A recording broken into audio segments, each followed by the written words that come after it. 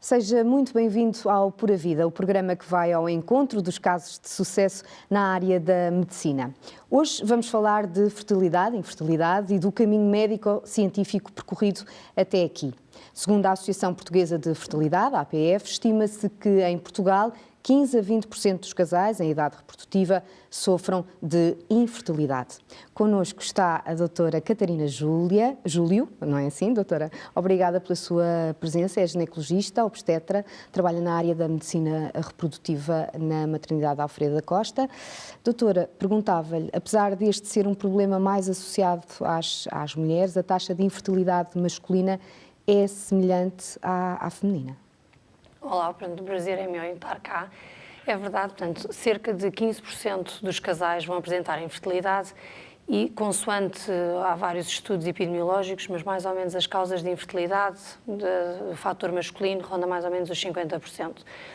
Talvez há mais o estigma da mulher em relação a este problema, é ela que vai mais à consulta médica, até antes de iniciar o projeto de engravidar, vai fazer os exames, saber se está tudo bem com ela. O homem geralmente não faz quaisquer exames.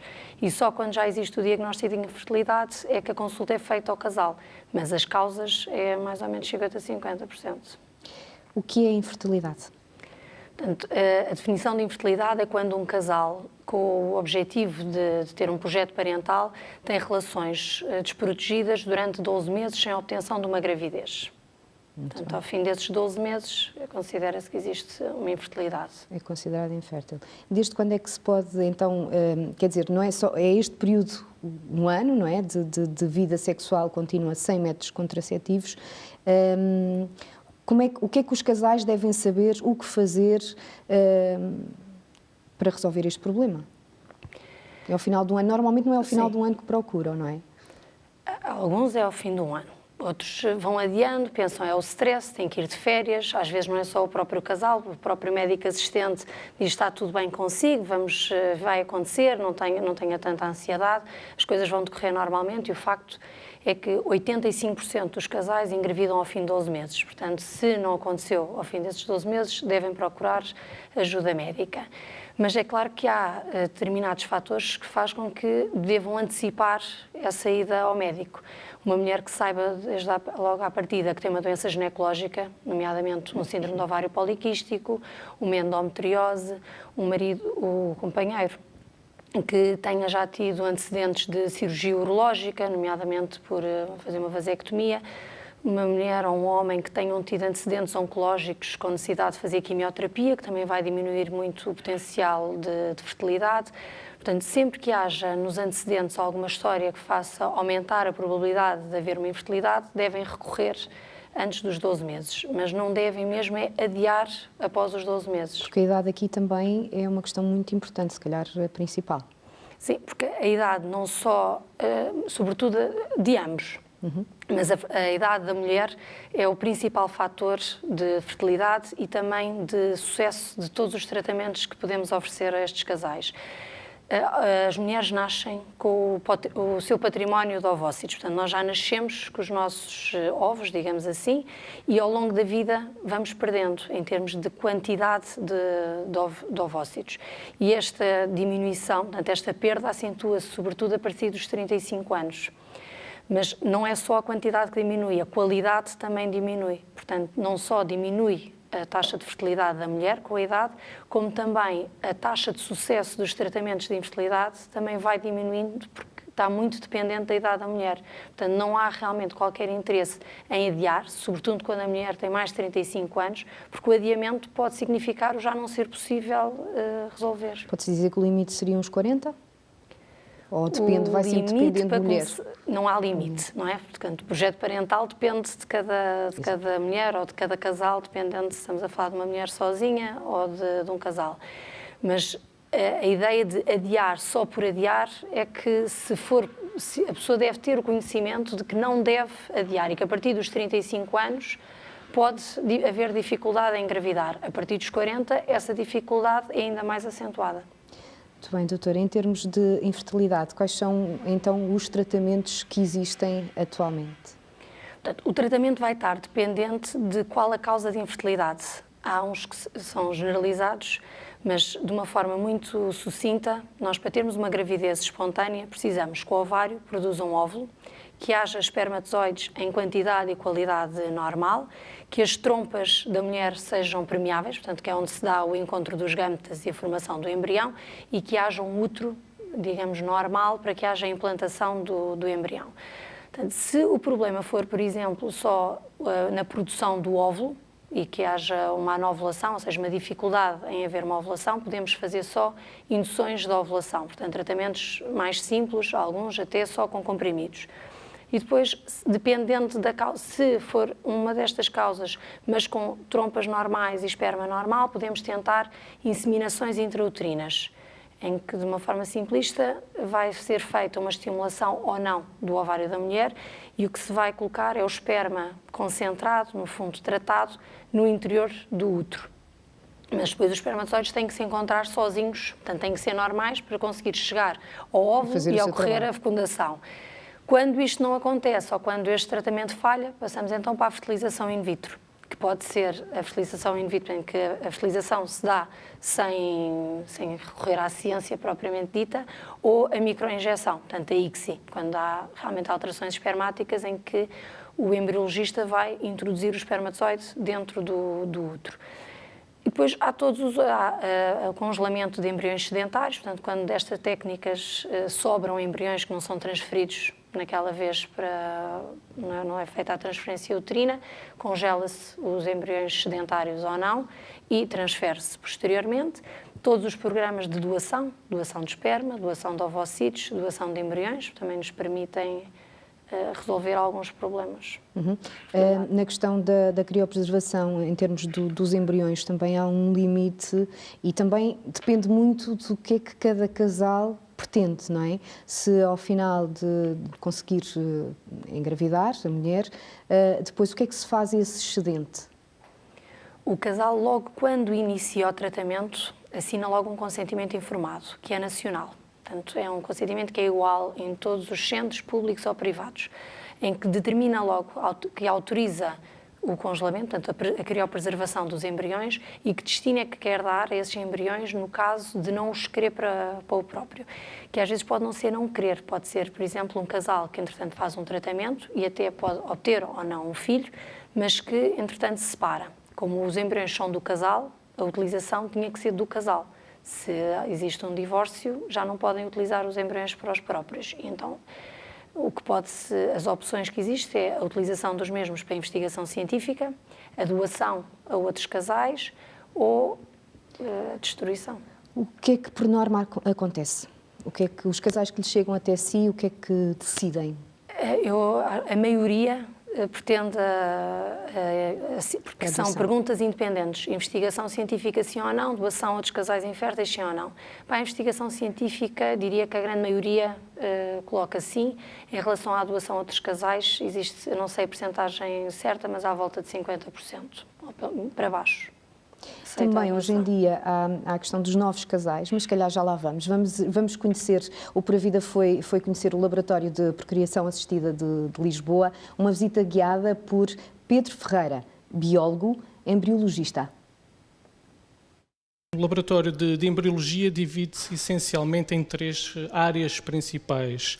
O laboratório de andrologia, onde são feitas as análises espermáticas, as avaliações espermáticas, os chamados espermogramas, uma avaliação inicial do esperma do homem, e depois onde são feitas também as preparações espermáticas para serem utilizadas nas técnicas de fertilização in vitro. Essas são basicamente as técnicas principais que são feitas aqui num laboratório de andrologia. Depois, a área principal, a área nobre do laboratório é o laboratório de embriologia. E aqui sim é onde são manipulados gametas, espermatozoides e óvulos e embriões e onde são feitas as técnicas de fertilização in vitro, as microinjeções, as ICSIs, chamadas ICSIs, e onde são depois cultivados os embriões nas estufas que temos para esse fim. E por fim temos também um terceiro laboratório, não é? Um terceiro laboratório, digamos assim, que é a área da criobiologia, que é uma área também muito importante na nossa área, portanto, onde são feitas, no fundo, as chamadas a congelação, quer de embriões, quer de espermatozoides, quer de óvulos. Uma das técnicas principais e uma das técnicas inovadoras, que acho que se pode considerar assim, são as estufas, chamadas estufas de bancada, que são estufas bastante individualizadas, que nos permitem fazer uma cultura mais concentrada e que nos permite fazer uma melhor cultura dos embriões, mais dedicada a cada paciente, que nos permite abrir menos as estufas, portanto, criar um ambiente mais favorável à própria cultura dos embriões. Depois temos também na parte da andrologia a seleção de espermatozoides através de colunas magnéticas, no fundo para tentar selecionar os espermatozoides, os melhores espermatozoides, não só aqueles que se mexem, que se movem melhor, mas também a nível do DNA, do seu DNA, aquele possivelmente será o melhor espermatozoide. Tendo em conta o objetivo primordial dos vossos pacientes, das pessoas que aqui vêm, que é precisamente conseguirem ter filhos e engravidar, que taxas de sucesso é que normalmente apresentam? Taxas de sucesso andarão à volta dos 40% a 50%. Aqui no laboratório temos as nossas taxas de sucesso serão as taxas de fertilização por cada ovócito que nós fecundamos, vemos se ele está fecundado ou não e tentamos ter taxas de fertilização à volta dos 70% a 80%, taxas de formação de blastocistos, lá está, à volta dos 50%, portanto há inúmeras taxas de sucesso que poderíamos definir aqui, mas estas se calhar serão as principais, digamos assim. Este é também um dos locais de trabalho da doutora Catarina Júlio. Como é que é o dia-a-dia aqui neste laboratório? Aqui as consultas são do médico. Funcionamos na Mala Clínica Ginemed como uma equipa, mas as doentes são da responsabilidade de um médico específico, em que nós fazemos as consultas, toda a avaliação de qual o fator de infertilidade, os exames que sejam necessários solicitar para determinar qual o fator de infertilidade e quando, considerando quer os dados clínicos, quer a opção do casal, decidimos qual o tratamento indicado. Portanto, é proposto esse tratamento e depois é realizado todo o controle, portanto, quer as inseminações intrauterinas, quer a fertilização in vitro, quer tratamentos de doação, tudo implica haver uma monitorização ecográfica para sabermos qual os melhores timings para fazer todos estes procedimentos. E tudo isso é feito no ambiente de consulta e realizado o tratamento quando está na altura ideal, na altura indicada. O que é preciso fazer? Já vimos pelas imagens que realmente, em termos de tecnologia e aparelhos, é tudo muito inovador, mas ainda há um grande caminho a percorrer, não é, doutora? Hoje em dia, o que é que se faz em termos, por exemplo, de genética, de testes de genética?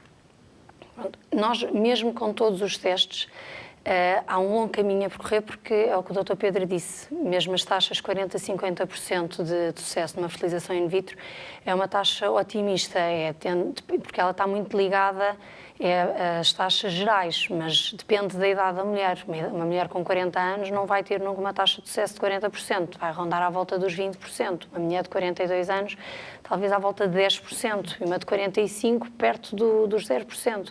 E por mais que haja tecnologia, realmente tem havido avanços tecnológicos, sobretudo a nível das estufas, portanto, da possibilidade do cultivo dos embriões, de permitir que estes sejam cultivados até ao 5º, 6º dia de desenvolvimento, que são os tais blastocistos que o Dr. Pedro falou, toda a punção, portanto, as primeiras punções realizadas ainda eram feitas por laparoscopia, atualmente é um procedimento cirúrgico relativamente simples, em que é feita a punção através da vagina com controle ecográfico. Tudo isto, podíamos pensar, na área da medicina, ter um sucesso de 30% a 40% é um sucesso baixo. A questão é que estamos a falar de gametas e que os embriões, muitas vezes, não são geneticamente normais. Mesmo numa mulher jovem, a probabilidade do embrião aos 35 anos, temos cerca de 30% de embriões que não vão ser geneticamente normais. Mesmo o casal tendo um estudo de cromossomas, portanto um cariotipo perfeitamente normal, esse embrião não é, e muito pela qualidade dos ovócitos. E por isso é que esta quantidade de embriões alterados vai aumentando com a idade. Atualmente é possível, quer com embriões em terceiro dia, quer em quinto dia, de uma forma simplista, retirar umas células do embrião e analisar geneticamente, quer para prevenção de doenças genéticas hereditárias, em que sabemos que um dos progenitores é portador dessa doença e, portanto, saber se o embrião é portador, ou ambos os elementos do casal são portadores, o que daria, numa doença autossómica recessiva, 25% de probabilidade de toda a descendência ter essa alteração. Portanto, é possível testarmos para uma doença específica ou testarmos para os cromossomas daquele embrião. E, portanto, só vamos fazer a transferência dos embriões ditos normais, portanto, com um cariotipo normal. A questão é que isso não é... Portanto, vamos fazer isso a todos e resolvemos o problema e não vamos vamos minimizar também a taxa de aborto. Mas a questão é que esta manipulação do embrião, ou retirar... Pode ser também fatal, não é? Pode fazer com que haja cerca de 20% de perda do embrião. E, portanto, só é indicado em situações específicas. Vou-lhe fazer uma questão que também é do ponto de vista simplista. Pode-se descongelar um embrião já criopreservado e voltar novamente a utilizá-lo? Se não for no mesmo estadio de desenvolvimento, podemos. Portanto, podemos descongelar. Imaginemos que de um ciclo conseguimos 6 embriões, que transferimos no terceiro dia, 1, 2, consoante aquilo que o casal ou a mulher decidiu. Os outros congelamos e podemos, antes de transferir novamente, deixá-los evoluir até a blastocisto e voltar a congelar. Muito bem. Como já aqui falámos, há também a questão entre o público e o privado. Quais são as grandes diferenças destes tratamentos? A diferença realmente é mais em termos dos critérios, em termos de acessibilidade por uma questão económica.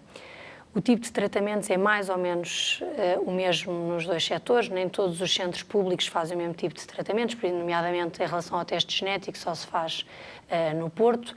Nos centros privados, eventualmente, haverá mais centros a realizarem, mas a diferença é sobretudo na limitação, mais pela idade e pelo número de ciclos. Portanto, para a fertilização in vitro, por exemplo, o Estado só vai participar até aos 40 anos exclusiva, portanto, até aos 39 anos e 364 dias. Enquanto que, no geral, pela lei, podemos oferecer técnicas a uma mulher até aos 50 anos, exclusiva, e no homem até aos 60 anos. Portanto, e esta é a única... Se tiver 39 anos, a mulher só conseguirá fazer um ciclo, vá. Na maioria das vezes, sim, porque depende do centro público para o centro público, mas na grande maioria dos centros têm uma lista de espera de 1 ano, que também é isso que vai fazer a diferença do público para o privado, e vai fazer um ciclo por ano até atingir os 40 anos. Portanto, se faz aos 40 anos e 6 meses o primeiro, muito provavelmente já não vai fazer o segundo.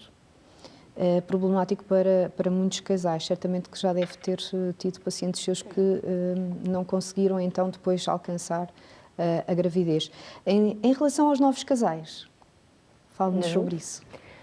Desde 2016 passou a ser possível aceder a estas técnicas todas as mulheres sozinhas ou mulheres, portanto, casais homossexuais femininos. No fundo, foi permitir que houvesse um aumento da acessibilidade a todos os casais, excetuando os casais homossexuais masculinos, a estas técnicas de procriação medicamente assistido. Isto pode ser feito quer no público, quer no privado, e implica, claro, sempre a doação de esperma. É aquilo que não existe. Portanto, é feito o estudo da mulher que vai engravidar e será proposta para inseminação intrauterina ou fertilização in vitro consoante a idade, histórico de doenças médicas, saber se também as trompas estão permeáveis, não é? Porque pelo facto de ser uma mulher sozinha e não ter infertilidade, também poderia vir a ter algum fator de infertilidade, e é feito, portanto, o mesmo tipo de tratamento, igual, mas em vez de ser com esperma do cônjuge, é com esperma da dor. Doado.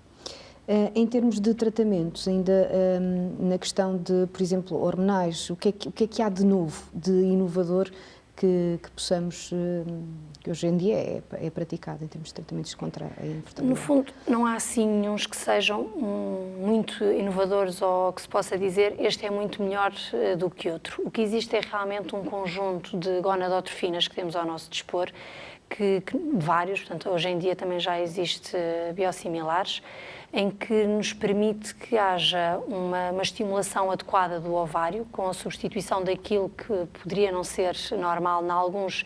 Nem todos são FSHs recombinantes, também existe a menotropina, existe agora também uma associação de FSH com LH, e é sobretudo também a facilidade da administração deste tipo de terapêuticas, que a maioria hoje em dia é feita por canetas, umas em dose individualizada, portanto existe uma caneta para cada administração, outra de uma caneta do género das de insulina, em que podemos administrar a quantidade precisa da medicação. Muito bem, doutora. Em termos de prevenção, se calhar mudança de hábitos também. Sim, sem Pode-se dúvida falar? que o fator idade nós não podemos prevenir, não nos podemos rejuvenescer, mas podemos então, eu acho que esse é o principal fator, é combater o esclarecimento das mulheres que o adiamento do projeto parental pode realmente condicionar esse mesmo projeto. Mas é sabido que existem vários fatores que podem aumentar a infertilidade, o tabaco é um fator importante. Hoje, alguns são mais controversos e mais difíceis de se provar cientificamente, mas tudo o que seja dietas pró-inflamatórias também poderá aumentar a probabilidade, tudo o que sejam tóxicos, as radiações, portanto, tudo pode afetar a fertilidade. Portanto, um exercício físico regular, alimentação saudável, não fumar, não beber álcool, que também tem um efeito direto sobre o espermatozoide.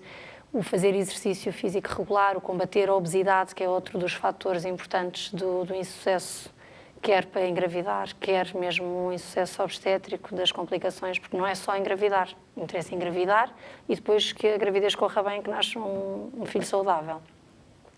A doutora tem a idade do primeiro bebê que foi fertilizado in vitro, em 1978, mais coisa, menos coisa. Um bocadinho mais velha. É um bocadinho, só um ano. Em Portugal foi em 1986. O que eu lhe queria perguntar era, porquê é que seguiu esta área? Porque eu acho que escolher a área da medicina já é uma área desafiante, mas muito interessante. No fundo, estamos a estudar aquilo que é nosso, não é? Portanto, eu acho que a medicina é fácil em termos de escolha, porque no fundo estamos a estudar o nosso corpo, nós próprios, não estamos a estudar números ou não estamos a estudar outro tipo de áreas. E a medicina da reprodução, eu acho que sem dúvida é uma área que está em evolução, portanto não está estagnada. Todos os dias, ou pelo menos todos os anos, existem novidades, todos os anos existem congressos mundiais e europeus onde são apresentados novos estudos, novos desafios, e que realmente não é a área mais gratificante em termos de percentagens, porque damos muitas más notícias, portanto, é das áreas da medicina onde damos mais, quer dizer, não tão graves como as oncologias, mas fazemos um tratamento e damos mais vezes más notícias do que boas, mas quando damos uma boa notícia é muito gratificante. É muito gratificante e geralmente os casais passam anos e anos e vão-nos mostrar, eu não tenho anos e anos de medicina da reprodução, mas uma das minhas colegas de um dos centros onde eu trabalho, ainda há pouco tempo foram lá visitar uns gêmeos que já tinham mais de 10 anos. Portanto, não é só o agradecimento ou a gratidão, o reconhecimento no momento é a longo prazo. E eu acho que isso não há nada melhor. É a questão do reconhecimento, é gratificante. Doutora, muito obrigada, felicidades na continuação do seu trabalho. O Pura Vida fica por aqui. Obrigada também por ter estado aí desse lado. Regressamos para a semana com mais casos de sucesso, histórias positivas, aqui no S+.